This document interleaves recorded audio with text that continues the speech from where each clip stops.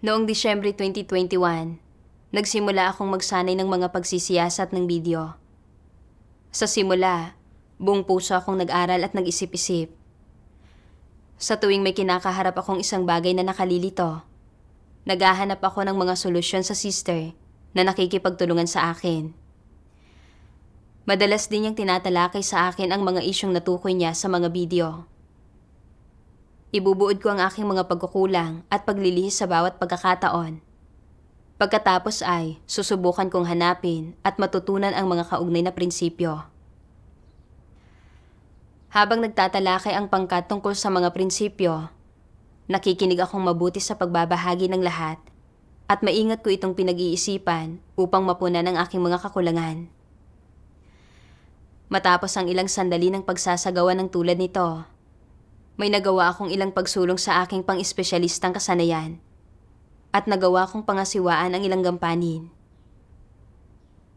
Nagsimula akong maging kontento. Inaakalang naaro ko na ang ilang prinsipyo. Mula noon, bihira na akong magkusang mag-aral. Kapag nagbabahagi na ng mga prinsipyo at nagtatalakay ng mga isyo kasama ang ibang miyembro ng pangkat, hindi na ako taimtim na nag-iisip tulad ng dati. Ni hindi ako nakatuon sa pagbubuod ng mga suliranin sa gawain. Naging pasibo ang pagharap ko sa paggawa ng aking tungkulin. Naaalala ko na sa isang pagkakataon, bago pa lamang ang ilang kapatid sa kanilang mga tungkulin, at maraming isyo sa mga video na isinumiti nila. Kinailangan kong makipagbahaginan sa kanila at sagutin sila ng isa-isa upang matugunan ang mga isyong ito. Ilang nakalihis na kaisipan ang pumasok sa puso ko. Kung maingat kong susuriin ang bawat video at hahanapin ang mga kaugnay na prinsipyo upang ibahagi at sumagot sa kanila, gugugol ito ng napakaraming oras at pagsusumikap. Kailan ko pa matatapos ang pagproseso sa napakaraming video? Marahil dapat madalian ko lamang na ituro ang mga isyu nila at hayaang madiscover nila sa sarili nila kung paano lulutasin ang kanilang mga suliranin. Sa ganitong paraan, hindi ko kailangang masyadong magsikap. Kaya, tinukoy ko na lamang ang mga suliranin sa mga video at ipinahiwatig ang pangkalahatang direksyon para sa paggawa ng mga pagbabago. Sa isa pang pagkakataon, sinuri ko ang isang video at natuklasan ang ilang isyu rito. Ngunit hindi ako sigurado sa mga ito, kaya tinalakay ko ito sa sister na nakikipagtulungan sa akin. Sinabi niya na wala siyang nakitang anumang suliranin, ngunit nababagabag pa rin ako tungkol dito. Matapos kong mag-isip ng ilang sandali, hindi pa rin ako nakatitiyak kung mga suliranin nga ba ang mga iyon. Pagkatapos ay napag-isipan kong maging pabaya. Iniisip na, marahil ay dapat hayaan ko na lamang ito na ganito. Mas naaarok ng sister ang mga prinsipyo kaysa sa akin. Maging siya ay nagsasabing ayos lamang ito. Kaya wala dapat maging anumang problema. Hindi ko kailangang gumugol ng mas maraming oras para pag-isipan ito. Saka, pakiramdam ko lamang ito. Paano kung mali ako tungkol dito at maantala ang gawain? Sa kaisipang iyon, itinigil ko ang pag-iisip tungkol doon at ang paghahanap ng kasagutan.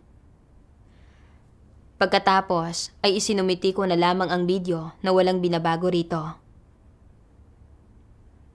Makaraan ng ilang araw, itinuro ng aming supervisor na may ilang issue sa video at na kailangang ayusin ang mga ito. Kasunod nito, sunod-sunod na iniulat ng mga kapatid ko na negatibo ang pakiramdam nila matapos basahin ang mga mungkahi namin. Naisip nila na napakaraming suliranin sa mga video na ginawa nila at hindi nila alam kung paano lulutasin ang mga iyon. Kinakaharap ang mga nalantad na isyong ito, ganap akong nalito. Gayunpaman, naalala kong ang mga tao, pangyayari, at bagay na nakahaharap ko sa araw-araw ay isinaayos ng Diyos at nakapailalim sa kanyang kataas-taasang kapangyarihan. Ang pagkakaharap ko sa mga pangyayaring ito ay hindi walang dahilan. Siguradong may mga aral akong matututunan, kaya nanalangin ako sa Diyos at hinangad ang gabay niya. Habang nagdidevosyonal, nabasa ko ang mga siping ito ng mga salita ng Diyos. Isang bagay sa loob ng isang tiwaling disposisyon ang pagharap sa mga bagay-bagay ng walang galang at iresponsable. Kasalaulaan ang madalas na tawag ng mga tao rito. Sa lahat ng bagay na kanilang ginagawa nila ito sa puntong tama lang iyan at pwede na. Ito ay isang saloobin ng siguro, posible, at malamang. Ginagawa nila ang mga bagay-bagay ng pabasta-basta. Nasisiyahan na silang gumawa sa pinakamababang paraan at nasisiyahang gumawa ng walang kaplano-plano. Wala silang nakikitang dahilan para seryosohin ang mga bagay-bagay o maging mitikuloso. At lalong wala silang nakikitang dahilan para hanapin ang mga katotohanang prinsipyo. Hindi ba ito isang bagay na nasa loob ng isang tiwaling disposisyon? Pagpapamalas ba ito ng normal na pagkatao? Hindi. Tama lamang na tawagin itong kayabangan at angkop na angkop ding tawagin itong bulok. Ngunit para maunawaan ito ng malinaw, ang tanging salitang pwede na ay salaula. Karamihan ng mga tao ay may kasalaulaan sa loob nila. Iba-iba lamang ang antas. Sa lahat ng bagay, nais nilang gawin ang mga bagay-bagay sa pabasta-basta at walang ingat na paraan at may bakas ng panlilin lang sa lahat ng ginagawa nila. Dinadaya nila ang iba tuwing may pagkakataon sila. Nilalaktawan ang ilang hakbang hanggat kaya nila. Nagtitipid ng oras kapag kaya nila. Iniisip nila sa kanilang sarili hanggat maiiwasan kong mabunyag at walang idinudulot na mga problema at hindi ako pinananagot, mairaraos ko ito. Hindi ko kailangang gumawa ng isang napakagandang trabaho. Masyadong abala iyon. Ang gayong mga tao ay walang natututuhang kasanayan at hindi sila nagsisikap o nagdurusa at nagbabayad ng halaga sa pag-aaral nila. Gusto lang nilang mababaw na matutunan ang isang paksa at pagkatapos ay tinatawag ang sarili nila na bihasa roon. Naniniwala na natutuhan na nila ang lahat ng dapat malaman at pagkatapos ay umaasa sila rito upang iraos lang ang gawain. Hindi ba ito ang saloobin ng mga tao sa ibang mga tao, pangyayari at bagay? Maganda ba ang ganitong pag-uugali? Hindi. Sa madaling salita, ito ay ang makaraos lang. Ang gayong kasalaulaan ay umiiral sa lahat ng tiwaling sangkatauhan. Ang mga taong may kasalaulaan sa kanilang pagkatao ay may pananaw at saloobing makaraos lang sa anumang bagay na ginagawa nila. Nagagawa ba ng tama ng gayong mga tao ang kanilang tungkulin? Hindi.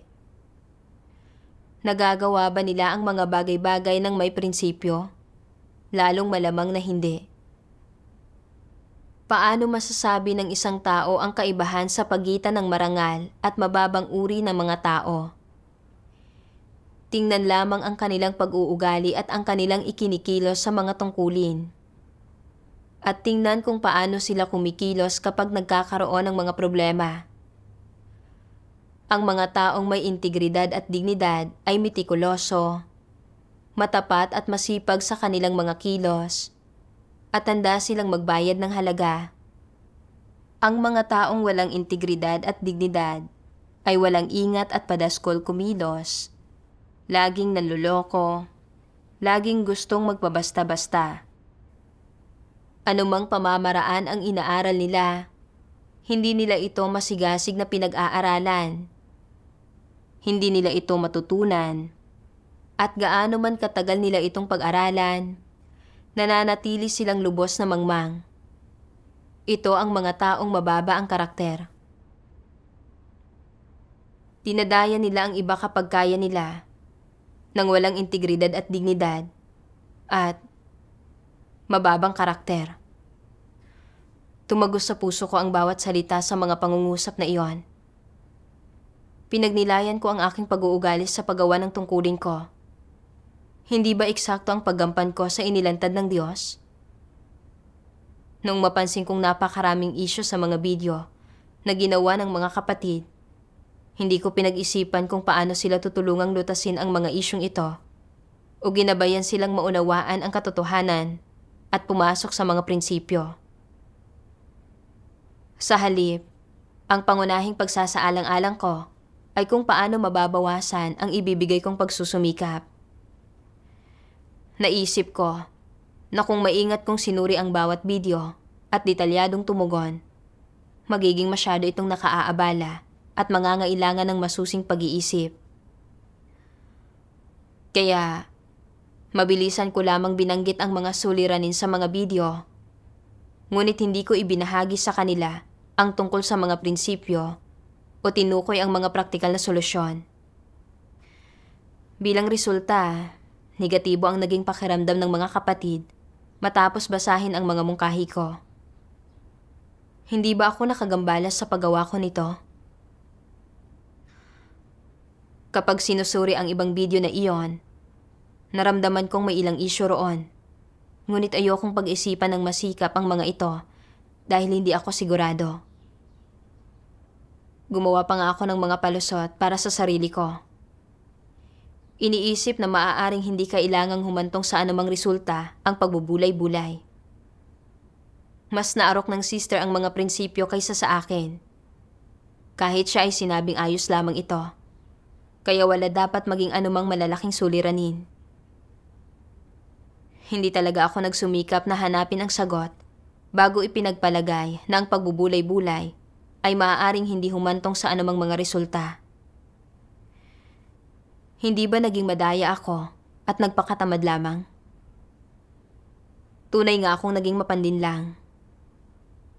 Ang pag-uugali kong ito sa aking tungkulin ay gaya ng inilantad ng Diyos. Hanggat maiiwasan kong mabunyag at walang idinudulot na mga problema at hindi ako pinananagot, mairaraos ko ito. Hindi ko kailangang gumawa ng isang napakagandang trabaho. Masyadong abala iyon.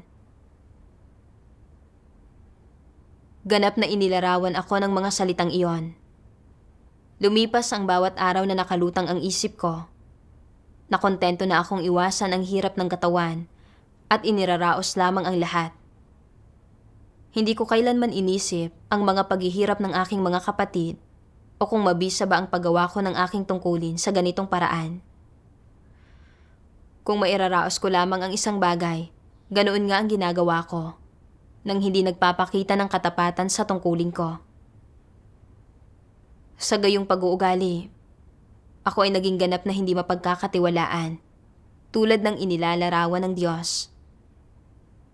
Nang walang integridad at dignidad, at mga taong mababa ang karakter. Talagang hindi ito isang pagmamalabis. Labis akong nabalisa at nagsisi ako ng taos. Kaya nanalangin ako sa Diyos. O Diyos, napakawalang galang at ganap na iresponsable ang aking pag-uugali sa tungkulin ko. Hindi ko na nais pang mamuhay sa mababang buhay na ito. Handa akong maging magsiklaban sa aking laman, maging masikap at taimtim, at magbayad ng halaga upang magawa ko ng maayos ang aking tungkulin. Pagkatapos manalangin, binasa ko ang ilang salita ng Diyos at nakamit ko ang mas mabuting pagkaunawa sa mga hinihingi niya. Sabi ng Diyos,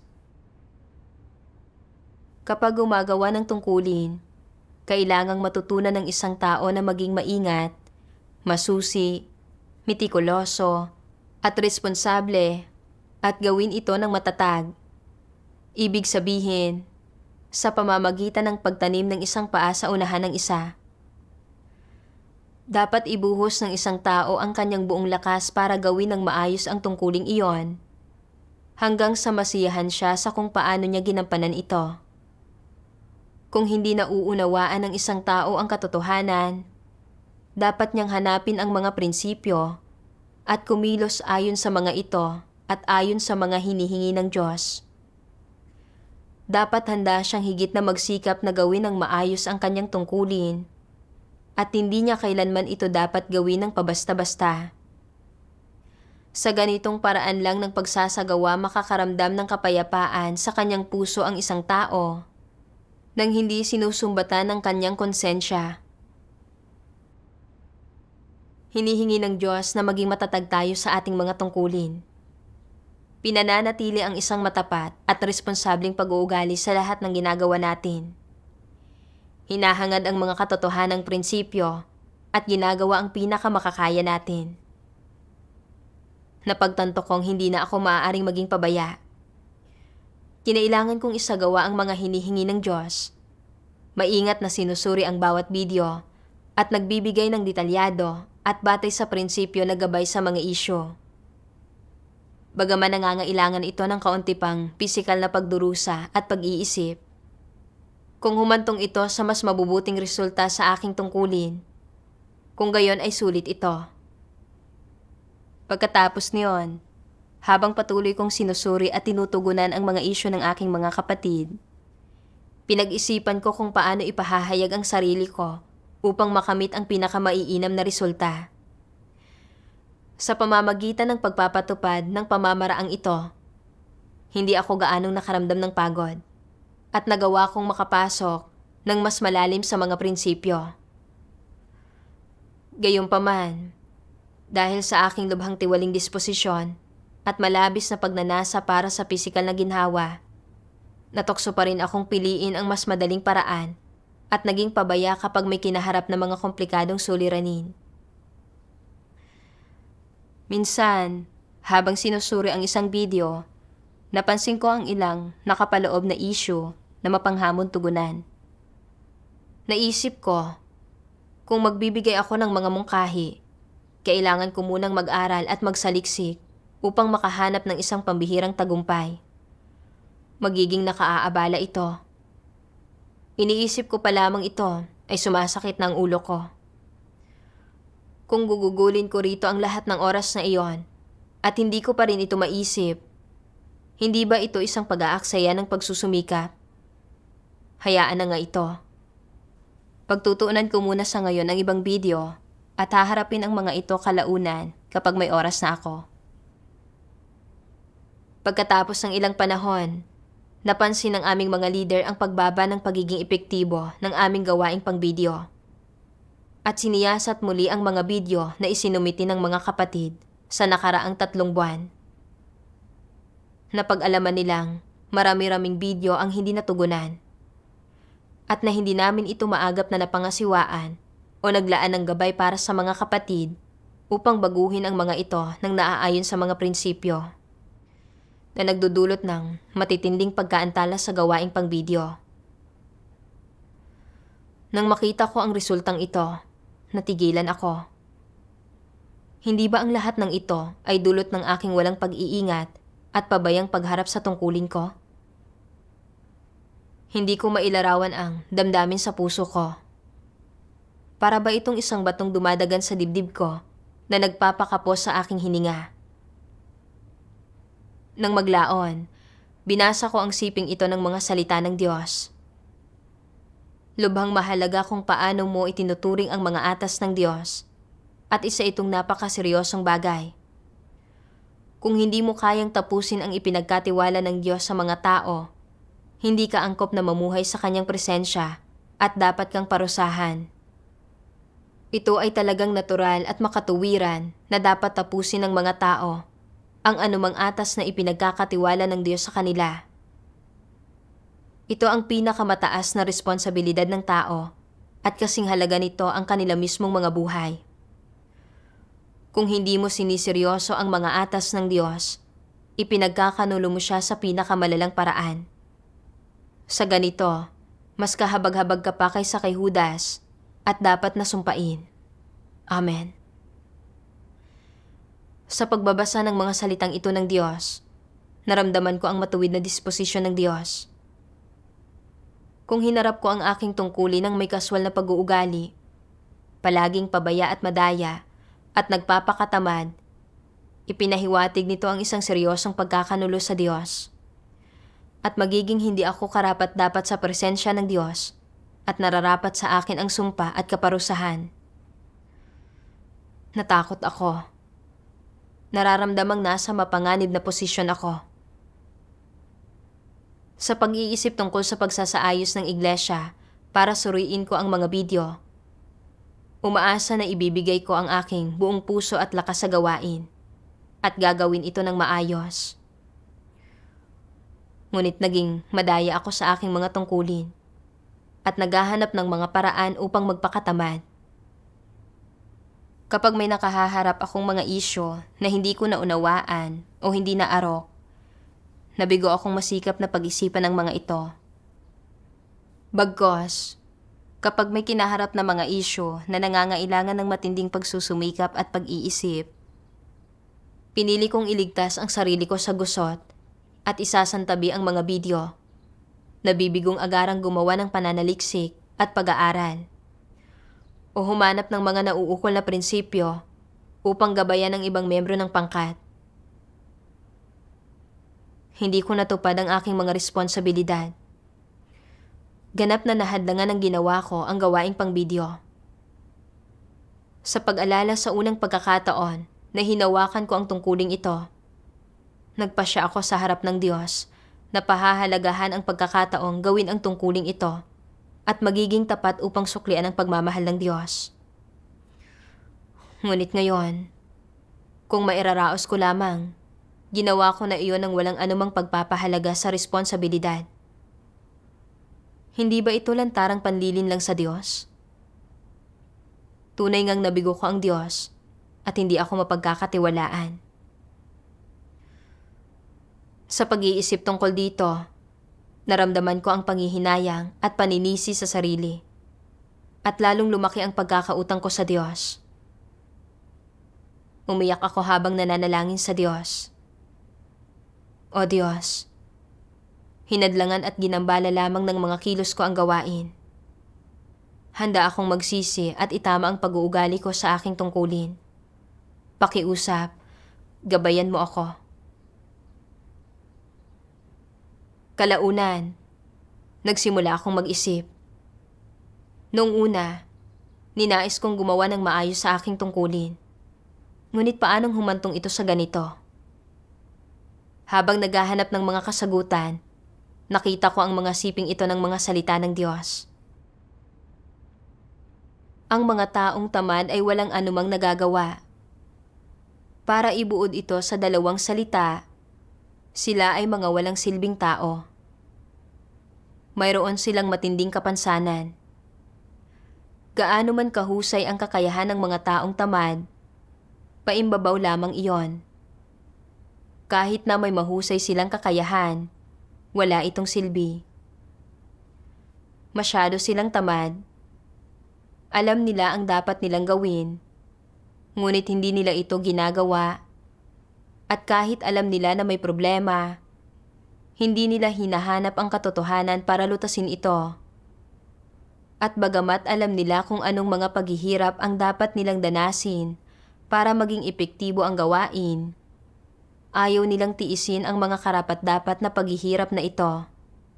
Kaya, hindi sila makapagkamit ng anumang mga katotohanan at hindi sila gumagawa ng anumang tunay na gawain.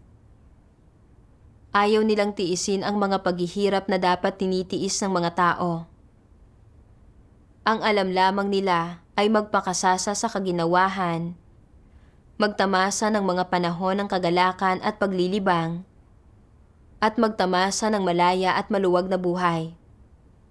Hindi ba't walang silbi sila? Ang mga taong hindi kayang tiisin ang paghihirap ay hindi karapat-dapat na mabuhay. Iyong mga palaging nagnanais na mamuhay ng buhay ng isang parasito ay mga taong walang konsensya o katwiran. Mga hayop sila, At ang gayong mga tao ay hindi angkop kahit na gumampa ng trabaho. Dahil hindi nila kayang tiisin ang paghihirap, kahit na kapag gumagampan sila ng trabaho, hindi nila ito magawa ng maayos. At kung nais nilang makamit ang katotohanan, mas lalong wala silang pag-asang makamit iyon. Ang isang taong hindi kayang magdusa at hindi nagmamahal sa katotohanan ay isang walang silbing tao. Ni hindi siya kalipikadong gumampan ng trabaho. Isa siyang hayop na wala ni katiting na pagkatao. Dapat itiwalag ang gayong mga tao. Ito lang ang naaayon sa mga layunin ng Diyos. Sapat na ba sa iyo na mamuhay sa ilalim ng impluwensya ni Satanas? May kapayapaan at kagalakan at kaunting makalamang kaginawahan? Hindi ba't ikaw ang pinakamababa sa lahat ng tao? Wala nang masahangal pa kaysa sa mga yaong nakakita sa kaligtasan, ngunit hindi hinangad na makamit ito.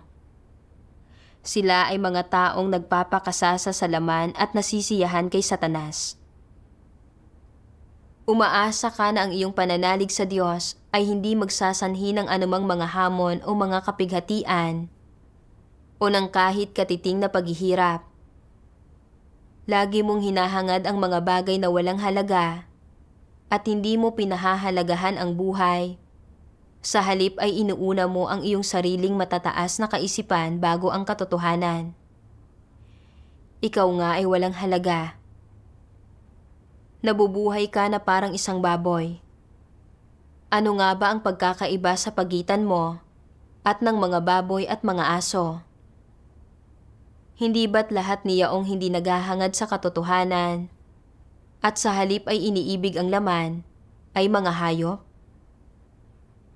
Ang mga patay na walang mga espirito ay hindi ba lumalakad na mga bangkay? Gaano na karaming salita ang nasambit sa gitna ninyo? Kaunting trabaho lamang ba ang nagawa sa gitna ninyo? Gaano na karami ang naipagkaloob ko sa inyo? Kaya bakit hindi mo ito nakamit? Ano ang iyong mairereklamo? Hindi ba't wala kang natamo dahil sa iyong labis na pag-ibig sa laman?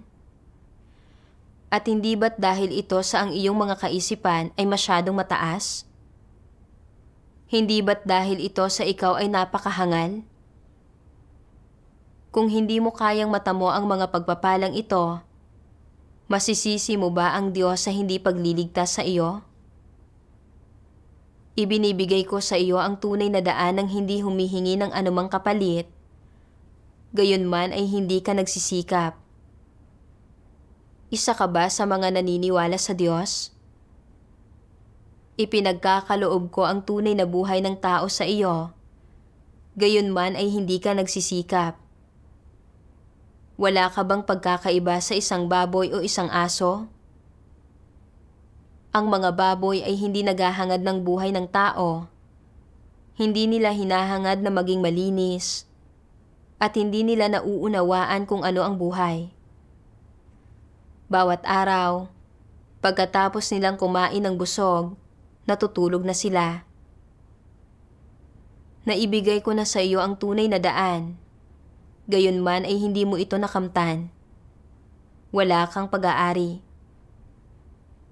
Handa ka bang magpatuloy sa ganitong buhay, ang buhay ng isang baboy? Ano nga ba ang kahalagahan ng mga gayong tao na nabubuhay? Ang iyong buhay ay kasumpa-sumpa at walang dangal. Nabubuhay ka sa gitna ng karumihan at kahalayan, at hindi ka naghahangad ng anumang layon. Hindi ba't ang iyong buhay ang pinakahamak sa lahat? Mayroon ka bang lakas ng loob na tumingin sa Diyos? Kung magpapatuloy ka sa pagdanas ng ganito, hindi ba't wala kang matatamo? Ang tunay na daan ay naibigay na sa iyo. Ngunit kung makakamit mo ito sa kasukdulan o hindi, ay nakasalalay sa iyong pansariling paghahangad. Noong dati, hindi ko kailanman iniugnay ang sarili ko sa mga terminong tulad ng basura, o parasitiko. Lalo na ang isipin na, sa mga mata ng Diyos, ang pag-uugali ko ay maaaring itulad sa isang naglalakad na bangkay. Na walang pinagkaiba sa pagitan ko at ng mga baboy at aso. Nakadudurog ng puso at nakalulungkot ang pagkakatantong ito. Ngunit ang inilantad ng mga salita ng Diyos ay ang eksaktong pag-uugali ko. Itinuring ko ang kasiyahan ng pisikal na kaginawaan bilang layon ko. Palaging hinahangad na mamuhay ng isang madali at maalwang buhay. Kapag may nakakaharap akong mga paghihirap sa tungkulin ko, kung saan kailangang magsumikap ako at magbayad ng halaga, nauwi ako sa pagkatuso at katamaran. Iniraraos ko lamang o kaya binabaliwala ko ang mga video at iniiwan ang mga iyon ng hindi natutugunan. Ginagawa ang kahit ano para hindi makapagbigay ng matinding pagsusumikap. Nabigo akong tuparin ang mga responsibilidad ko na naging sanhi ng mga pagkaantala sa gawain. Hindi ba talagang basura ako at isang parasitiko na nabubuhay lamang sa iba? Nalaglag ako sa kalagayang ito dahil nalason at naimpluwensyahan ako ng mga satanikong lason. Gaya ng maigsi ang buhay, magpakasaya habang kaya, magpakasaya ka na ngayon, at bigyang kasiyahan ang sarili habang buhay ka pa. Ang mga nakalalasong ideolohiyang ito ang nagbunsod sa akin para unahin ng higit sa lahat ang pisikal na kaginawaan ko. Tinitiyak lamang na hindi ako pagod o nahihirapan. Tungkol naman sa kung natupad ko ba ang aking mga responsibilidad at obligasyon o kung sinang-ayunan ba ng Diyos kung paano ko isinagawa ang tungkulin ko. Wala akong naging pakialam doon. Ang pamumuhay sa mga lasong ito ang nagdulot para ako ay lalong maging makasarili at lumubha. Walang anumang determinasyon para maghangad ng mga positibong bagay. Bagaman ginawa ng paraang ito na mas maalwan ang buhay para sa akin, nagresulta ito ng kawalan ng paglago o kapakinabangan. Bagkos, hinadlangan nito ang gawain na nagresulta sa pagsalangsang. Katumbas ng pagsira sa sarili ko ang pagpapakasasa sa pisikal na kaginawaan. Kalaunan, napili akong maging isang leader ng pangkat. Sa panahon na iyon, 2 sister ang kasisimula pa lamang na magsanay sa paggawa ng mga video. Bukod sa paggawa ko mismo ng mga video, kinailangan kong gabayan ang gawain nila at pamahalaan ang kabuuang gawain ng grupo. Kung minsan, kapag nakikita kong masalimuot ang mga suliranin sa ilang video, naiisip kong muli na bumaling sa mga madali ang paraan. Naisip ko, kung hahangarin ko ang mga prinsipyo sa bawat suliranin at pag-iisipan ito, mangangailangan ito ng maraming pag-iisip. Kailan ko kaya matatapos ang lahat ng mga gampaning ito? Pagod na ako sa pag-iisip pa lamang nito. Sobrang gusot ito. Marahil ay hindi ako dapat maging sobrang metikuloso. Basta mukhang katanggap-tanggap, sapat na iyon. Napagtanto ko na muli akong naghahangad ng pisikal na kaginawaan. Inalala ko ang pag-uugali ni Noe sa kanyang tungkulin. Naghanap ako ng mga kaugnay na salita ng Diyos. Sabi ng makapangyarihang Diyos, mula nang ipagkatiwala ng Diyos ang pagbuo ng arka kay Noe, kailanman ay hindi inisip ni Noe sa kanyang sarili. Kailan wawasakin ng Diyos ang mundo? Kailan niya ibibigay sa akin ang hudyat na gagawin niya iyon? Sa halip na pagnilayan ang mga bagay na iyon, isinapuso ni Noe ang bawat bagay na sinabi sa kanya ng Diyos, at pagkatapos ay isinagawa niya ang bawat isa. Matapos tanggapin ang ipinagkatiwala sa kanya ng Diyos, nagsimula na si Noe na isagawa at ipatupad ang pagbuo ng arka na sinabi ng Diyos bilang ang pinakamahalagang bagay sa kanyang buhay. nang walang kahit katiting na tanda ng pagiging walang ingat. Nagdaan ang mga araw, lumipas ang mga taon, araw-araw, taon-taon. Hindi kailanman sinusubaybayan ng Diyos si Noe. Hindi siya pinagmamadali. Ngunit sa buong panahong ito, nagtiyaga si Noe sa mahalagang gawaing ipinagkatiwala sa kanya ng Diyos. Bawat salita at pariralang binigkas ng Diyos ay nakakintal sa puso ni Noe na parang mga salitang nakaukit sa tapyas na bato. Hindi alintana ang mga pagbabago sa mundo sa labas, ang pangungutya ng mga tao sa paligid niya, ang kaakibat na hirap, o ang mga paghihirap na dinanas niya. Nagtiyaga siya sa lahat ng ito sa ipinagkatiwala sa kanya ng Diyos, nang hindi kailanman nawawala ng pag-asa o nag-iisip na sumuko. Ang mga salita ng Diyos ay nakakintal sa puso ni Noe, at ang mga ito ang kanyang naging pang-araw-araw na realidad. Sa puso ni Noe, ang mga salita ng Diyos ang pinakamataas na tagubilin na dapat niyang sundin at isagawa. At ang mga ito ang kanyang panghabang buhay na direksyon at layon. Kaya, anuman ang sinabi sa kanya ng Diyos, anuman ang ipinagawa sa kanya ng Diyos, ang iniutos sa kanyang gawin, ganap na tinanggap ito ni Noe, at isinapuso niya ito. Itinuring niya ito bilang ang pinakamahalagang bagay sa kanyang buhay, at mahusay itong pinangasiwaan. Hindi lamang niya ito hindi kinalimutan, hindi lamang niya ito isinapuso, kundi isinakatuparan niya ito sa kanyang pang-araw-araw na buhay. Ginagamit ang kanyang buhay para tanggapin at isagawa ang atas ng Diyos. At sa ganitong paraan, sa paisa-isang tabla, nabuo ang arka. Bawat galaw ni Noe, bawat araw niya, ay inilaan sa mga salita at utos ng Diyos. Maaaring hindi mukhang nagsagawa si Noe ng isang napakadakilang gawain. Ngunit sa mga mata ng Diyos, lahat ng ginawa ni Noe, maging ang bawat hakbang na kanyang ginawa para may makamit, bawat kayod na isinagawa ng kanyang kamay, lahat ng iyon ay mahalaga at nararapat tandaan at nararapat tularan ng sangkatauhang ito. Napahiya ako sa pag-uugali ni Noe sa kanyang tungkulin. Kahit na gaano kahirap buuin ang arka o kung ano man ang mga sakripisyong hinihingi nito, may isa lamang layon sa isip ni Noe, ang tuparin ang atas ng Diyos upang matugunan siya. Upang makamit ang layong ito, tunay na nagtiis si Noe ng hirap at nagbayad ng halaga.